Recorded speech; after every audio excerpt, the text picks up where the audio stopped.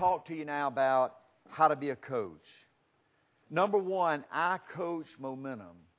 Folks, the difference in the great coaches and the average and ordinary coaches is the ability to get momentum and to keep momentum. Think about this, folks. A.L. Williams, for 20 consecutive years, grew. Now, during those 20 consecutive years, we changed companies 5 times. I had to terminate the number one producer in our company on 2 different occasions, and it was almost impossible to get terminated, from A.L. Williams. We had wars with the regulators. We were kicked out of Mississippi for 2 weeks. Canada passed a rule where there was no part-time recruits. Texas limited the number of recruits so we could 350 a year. And with all of that, A.L. Williams grew for 20 straight years. Now, how do you grow? This is the difference in a pro, a real pro, and an average and ordinary coach. There are 3 things you do now to guarantee you keep momentum when you get it going. Number one, you grow by multiplication. You grow by multiplication.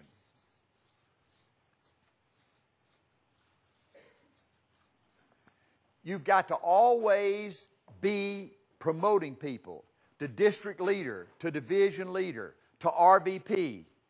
Okay? Because once you get things growing by multiplication, then what you have, or you have hundreds or thousands of people that are doing what you are trying to do, okay? Building friends, praising and recognizing people, recruiting best friends. Does that make sense?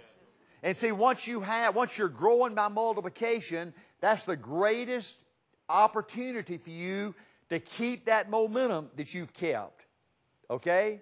That makes sense? All right, number 2, the second thing in keeping this momentum, once you have it, is you've got to have an enemy. You've got to have some kind of injustice out there you're trying to create. You've got to have an edge. I don't care if you're in the real estate business, right? If somebody's charging, let's say, a 10% commission on just raw land that you sell out there, then you do it for 8.5% or something, right? You've got to have an edge over the enemy. You've got to have an enemy you're trying to beat out there, right? Now, we were fortunate to have the worst enemy in the whole history of the world, right? The trash value guys, right? But you're selling a crusade. There's nothing that energizes people and keep that momentum going like a crusade, right? You're out there trying to save the world. You're trying to make a difference with your life, right? And then the third thing is you have competition inside the company. I was a master at promoting competition inside the company, right? Like Lawrence Walker, I'd get him taking on Dick Walker, down in Tampa, Florida.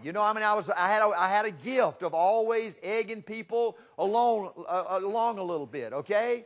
So if you want to keep momentum, once you get it, there are 3 keys. You grow by multiplication. You keep recruiting. Listen to this, folks.